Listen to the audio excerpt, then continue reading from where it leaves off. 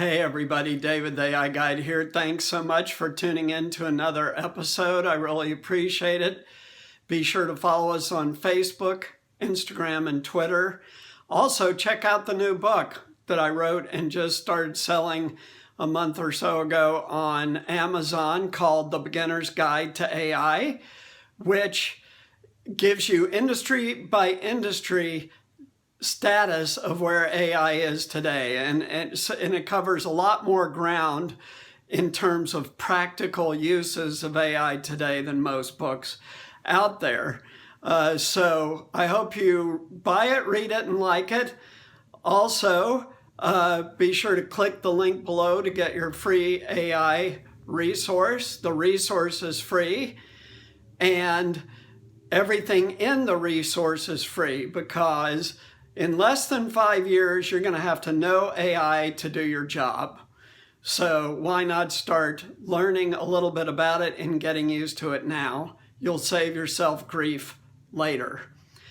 So thanks again. And today we're going to talk about robotics and we're going to talk about Singapore. So back in 2018, I was blessed to get to go to Singapore for a week. Very, very interesting experience. I also was even more blessed to get to stop in Hong Kong for a day and see Hong Kong before things got much tougher for Hong Kong. And so that was a very fortunate experience I had, but it helps give me some context for you for this video. So Singapore just announced that they are rolling out 2 robots. And keep in mind, Singapore is a city-state, which means that it is the entire country of Singapore is the city of Singapore. And there's this big hotel there. I can't remember the name of it, but it has a casino and everything. And you can go up on the top of this hotel and you can literally see the entire country of Singapore from the top of the hotel. And it's fascinating. But back to robotics. So Singapore police are rolling out 2 robots that are going to patrol shopping areas and look for what the Singapore police call nuisance crimes. So these are things like street vendors trying to sell stuff without a license. Also, Singapore is super, super strict on COVID. If they see more than 5 people congregated at once, everyone can get a very big ticket. I don't remember exactly what the dollar amount is, but it's a lot of money. So anyway, they're using these robots to patrol these areas and save on the human resources needed for the police department so they can do other things. Singapore is a strict society. It's extremely prosperous, and the people there are very well educated. Many of Singapore's workers are from other places. They are there on temporary visas and allowed to work to support Singaporean companies like the one I was visiting. Almost all of their employees, I'm going to say 8 out of 10, were from another country temporarily permitted to work in Singapore. And Singapore, as I said, is very affluent, but they have a lot of rules. They control what you can watch on TV, similar to China, and public speech is not quite like the US. You can't just say anything about the government and other things like that. So the police are active in Singapore, making sure that people are following all the rules of their society. And this is, I'm just giving you facts. This is not a political discussion. because like everything else that I talk to you about and discuss with you, everything has pluses and minuses. So this is in no way political. I'm giving you the facts so that you can understand about this segment. So these robots have cameras where the police are watching, and they also have loudspeakers so that the police can talk to people that they observe doing things they're not supposed to do and ask them to stop doing it. Or if there's more than 5 people gathered together, they can tell them to disperse for COVID reasons and stuff like that. And this is an experiment. These robots were invented by the Singapore, I think they call it the Home Academy of Technology or something very close to that. Singapore developed robots to assist police. This has been tried before, starting as early as 2015, and the results have not been spectacular.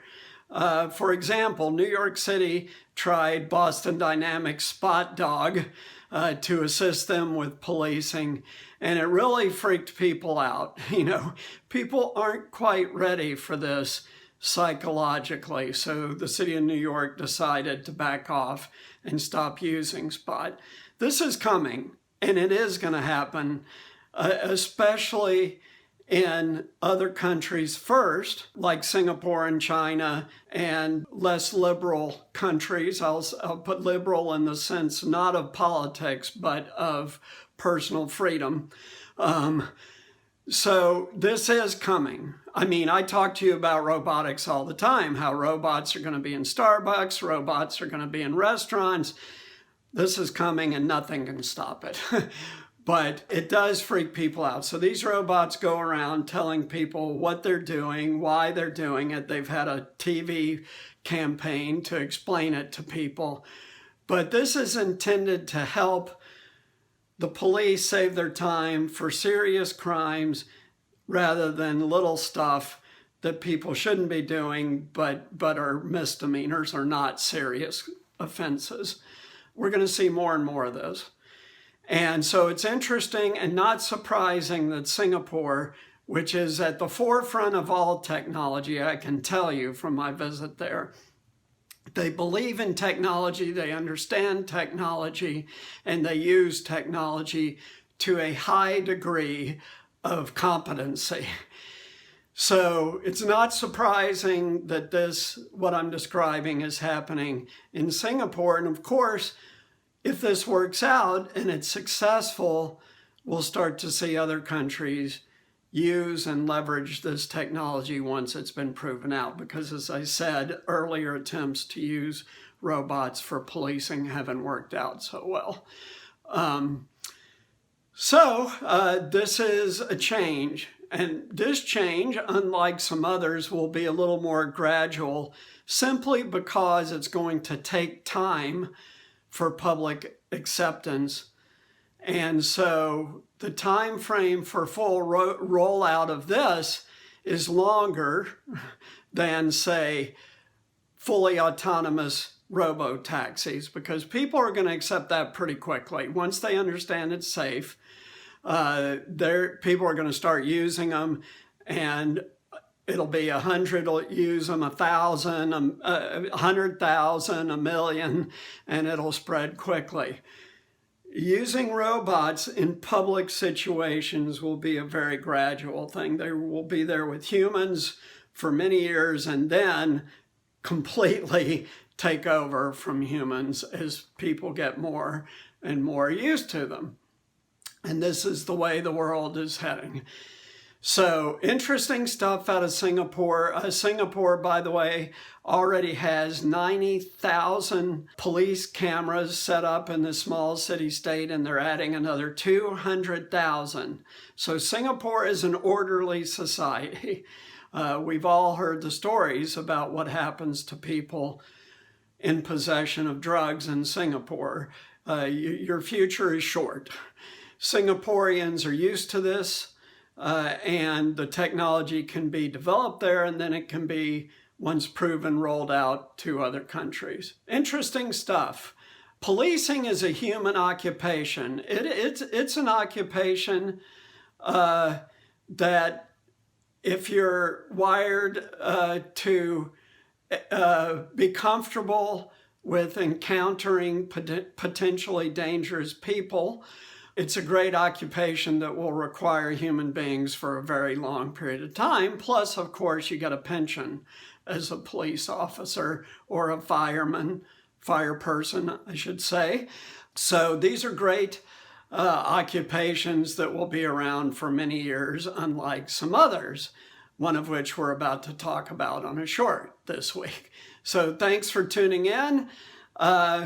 Check out the book on Amazon. Click the link below for your free AI resource. The resource is free. Everything that it shows you to learn more about AI is totally free, no cost except a little of your time to prepare for your future. And I think it's worth it. So take care. See you next time. Thanks a lot for tuning in. Please like, subscribe, and share.